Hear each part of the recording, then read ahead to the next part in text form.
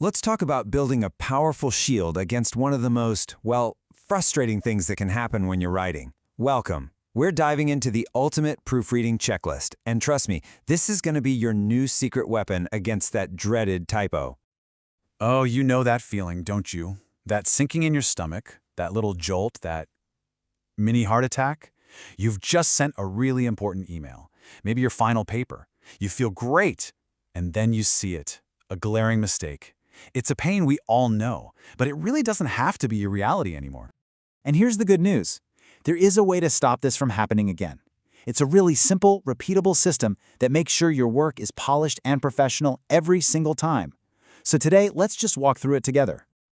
Look, the key isn't to magically become a perfect writer overnight. I mean, who does that? The key is having the right tool for the job.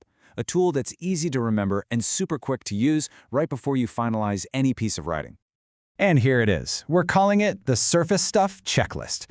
So why that name? Well, because this isn't about rewriting your big ideas. This is about that final, crucial layer of polish. You know, the surface details that make all the difference between looking a little sloppy and looking really sharp. So what's actually in this checklist? It's a 6-step process, and you can see the whole roadmap right here. We're going to start with the fundamentals, the absolute basics: capitalization, punctuation, spelling, and grammar. Then we'll add a layer of polish with neatness, and we'll finish it all off with a really powerful final check to seal the deal. You ready? Let's get into it. All right, part one. This is all about the fundamentals. Think of these as the nuts and bolts of your writing. Getting these right isn't just about dodging mistakes. It's about building a solid foundation so people can understand you clearly. This is where we start building that confidence. First up, capitalization. Okay, it seems so basic, right? But it's incredible how fast a simple mistake here can just undermine everything. The rules are simple, and they're not really negotiable. Capitalize the start of every sentence and all the specific names, titles, and places. That's it. Get this right, and you're already looking way more professional. Next up, punctuation. Now don't worry, we're not going to memorize a whole style guide here. We're just focusing on the big 3 you see here: periods to end a thought, commas for lists and little pauses, and quotation marks if someone's talking. If you can just master these 3, you've probably wiped out like 90% of the most common punctuation errors out there. Now for spelling. The goal here is not to be a walking dictionary. The goal is to have a system that works every time. And it's so simple. If a word looks even a little bit off, don't just guess and hope for the best. Just take a second, circle it. Then use your tools, a dictionary, spell checker, or hey, just ask someone. It's a tiny habit that makes a huge difference. Okay, on to grammar, starting with something called subject-verb agreement. Now, I know this sounds super technical, but the idea is actually incredibly simple. The subject of your sentence, the who or the what, has to match the action, the verb. So if your subject is singular, your verb should be to. If it's plural, the verb's got to be plural. Here's a perfect example. She run.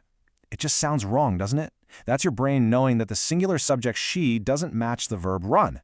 Changing it to she runs makes them agree. It's a tiny little fix, but it has a massive impact on clarity. The second big grammar rule is about time travel, or actually avoiding it. You've got to keep your verb tense consistent. If your story starts in the past, keep it in the past. Hopping between past, present, and future in the same paragraph, well, it just confuses your reader and completely breaks the flow of your ideas. Okay, we've fixed all the mechanics. Now for part 2, the polish. This is all about presentation. And it's not just about being tidy, it's really about respecting your reader's time and making your ideas super easy to absorb. So, neatness really just comes down to 2 simple checks. First, are you writing in complete sentences? This makes sure your thoughts are fully formed, not just little fragments. And second, is it easy to read?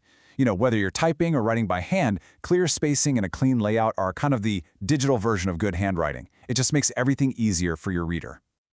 All right, we're at the final stage. You've checked the fundamentals, you've polished the presentation. These last 2 steps are your final quality control. This is where you sign off on your work feeling totally confident.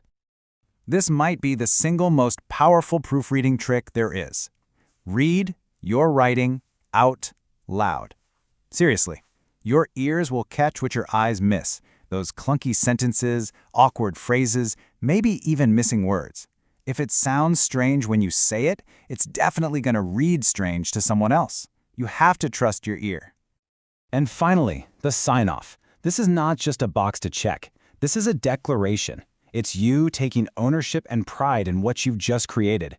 By consciously saying, yep, I revised and edited this, you are cementing that habit and building the discipline of a careful, effective communicator. So here's the bottom line. Proofreading isn't about following a bunch of boring rules. It's about making sure nothing gets in the way of your message. It's about giving your ideas the clear, powerful voice they absolutely deserve. So the only question left is, what are you going to polish next?